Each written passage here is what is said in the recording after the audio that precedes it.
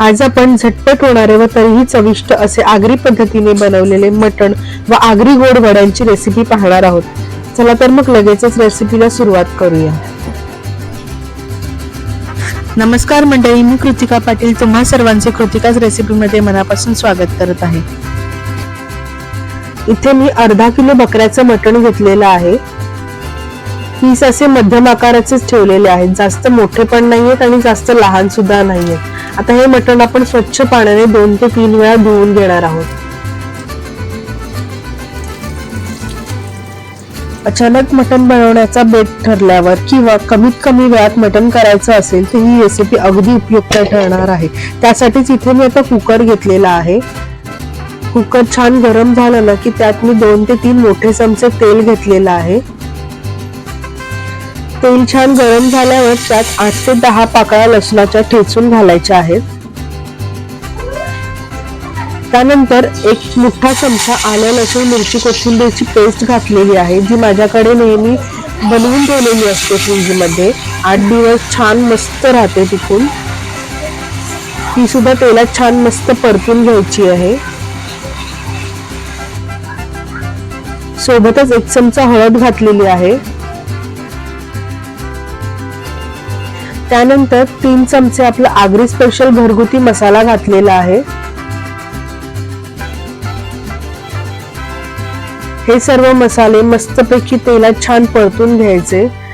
मटण अगदी झटपट बनवण्यासाठी मी कोणतंही मॅरिनेशन केलेलं नाहीये, तरी सुद्धा मटण छान चविष्ट असं बनतं।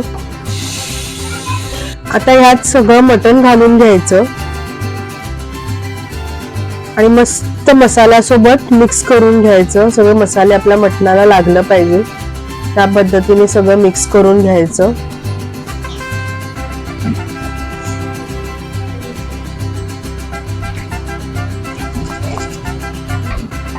आत्ताच मस्त मसाल्याचा सुगंध अप्रतिम सुटलेला आहे।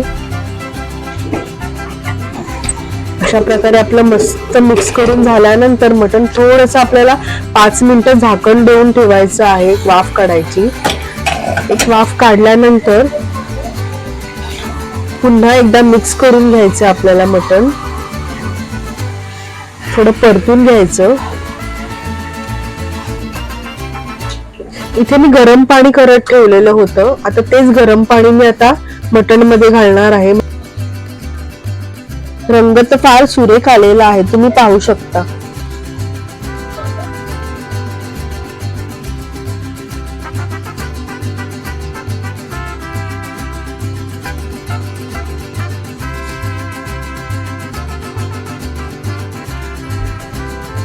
त्यानंतर इथे मी 1 चमचा भाजलेल्या कांद्याची पेस्ट घातलेली आहे। सोबतच 3 चमचे भाजलेले सुकं खोबरं वाटून घातलेले आहे।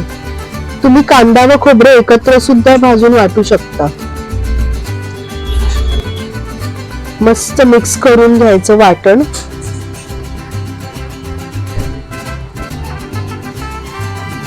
छान मिक्स झाल्यावर तर मटण फार मस्त दिसतंय।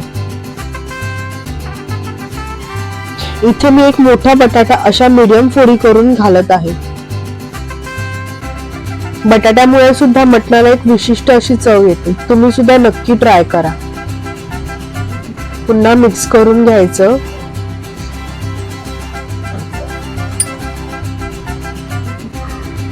सर्वात शेवटी चवीनुसार मीठ घालायचं आहे।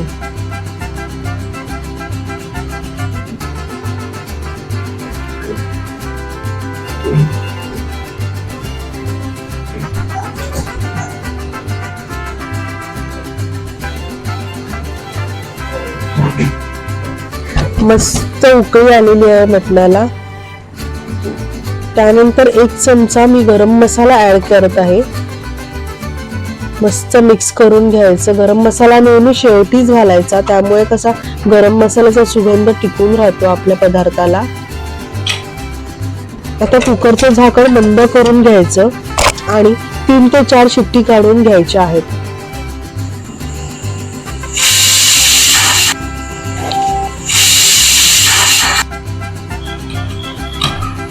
अशाच प्रकारे आपलं झटपट होणारं व तरीही चविष्ट असं आगरी पद्धतीने बनवलेलं मटण तयार झालेला आहे, तुम्ही पाहू शकता. तरी सुद्धा फार मस्त आलेली आहे, रंग तर फार सुरेख आलेला आहे.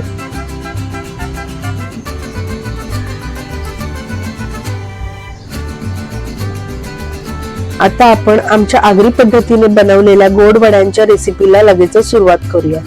इथे मी वड्यांसाठी एक मोठी वाटी तांदळाचे पीठ व त्यासोबत त्यापेक्षा कमी मापाची एक वाटी गव्हाचे पीठ व अर्धी वाटी गूळ घेतलेले आहे. हे वडे काही जण फक्त तांदळाचे पीठ वापरून पण करतात, पण ते सॉफ्ट होत नाहीत, कुरकुरीत होतात. वडे मऊ व लुसलुशीत होण्यासाठी इथे मी तांदळाच्या पिठासोबत गव्हाचे पीठ पण वापरत आहे. इथे मी एक भांड घेतलेलं आहे, त्यात मी 2 वाटी पाणी घालत आहे व ते पाणी आपल्याला गरम करून घ्यायचं आहे, म्हणजे उकळवून घ्यायचं आहे. पाण्याला उकळी आल्यानंतर त्यात मी इथे गूळ घालत आहे. गूळ छान मेल्ट होऊन द्यायचा, पूर्णपणे विरघळून द्यायचा.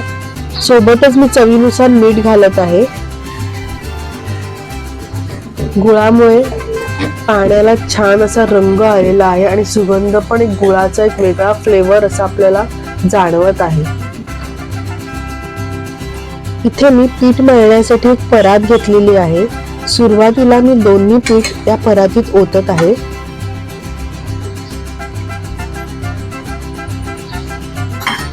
त्यानंतर गव्हाचं व तांदळाचं पीठ दोन्ही मस्तपैकी एकत्र असं मिक्स करून घ्यायचं आहे. एकसारखं झालं पाहिजे, दोन्ही असं मिक्स करून घ्यायचं. त्यानंतर आपण हे उकळवलेलं जे गुळाचं पाणी आहे ते थोडं थोडं घालून मिक्स करून घ्यायचं पिठात. पाणी गरम असल्यामुळे मी हाताचा वापर न करता एका पलित्याच्या साहाय्याने मी हे मिक्स करत आहे.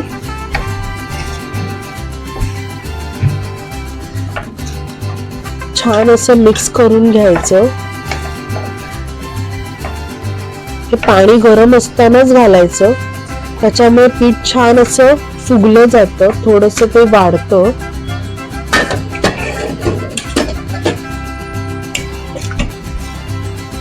मस्त मिक्स करून घ्यायचं.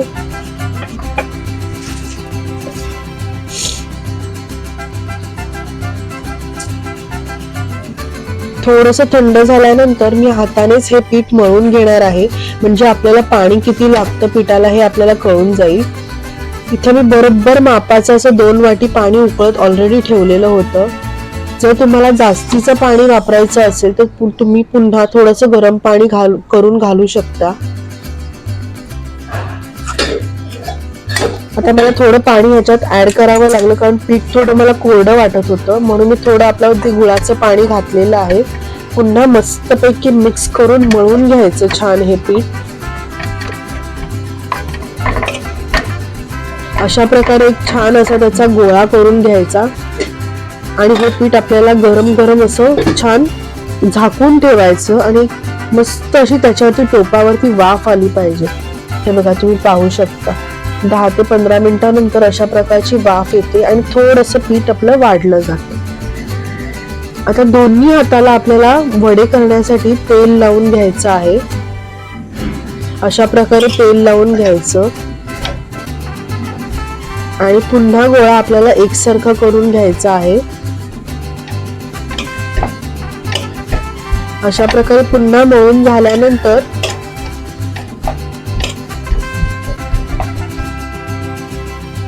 हाताला आपल्या पुन्हा तेल लावून घ्यायचं व त्यातूनच एक छोटासा गोळा करून आपल्याला त्याचा मस्तपैकी हातावरच गोळा थापायचा आहे.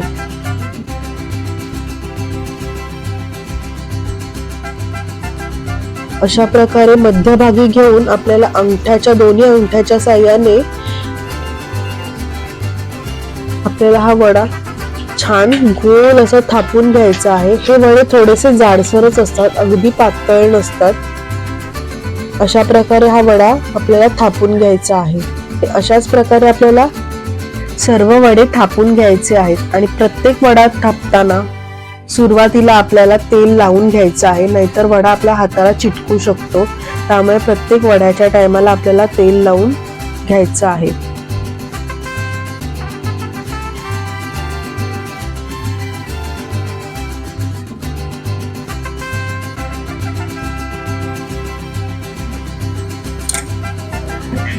आता वडे तळण्यासाठी इथे मी कढई तापत ठेवतेय. त्यात तेल घातलेलं आहे. तेल छान मस्तपैकी कडकडीत तापून द्यायचं. त्यानंतर वडा त्यात सोडायचा व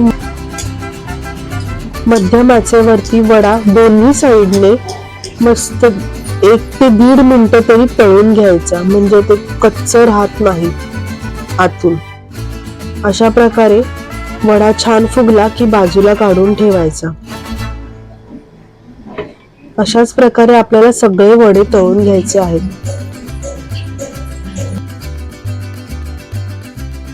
अशाच प्रकारे आपली झटपट होणारी चविष्ट अशी मटण थाली तयार झाली आहे. मंडळी, तुम्हाला माझ्या दोन्ही रेसिपी कशा वाटल्या नक्की कमेंट करून सांगा आणि तुम्ही पण नक्की ट्राय करा. आमचे आगरी गोड वडे चहासोबत सुद्धा छान लागतात, त्यामुळे नक्की एकदा ट्राय करा. लाईक करा, शेअर करा आणि कमेंट करायला विसरू नका. थँक्यू.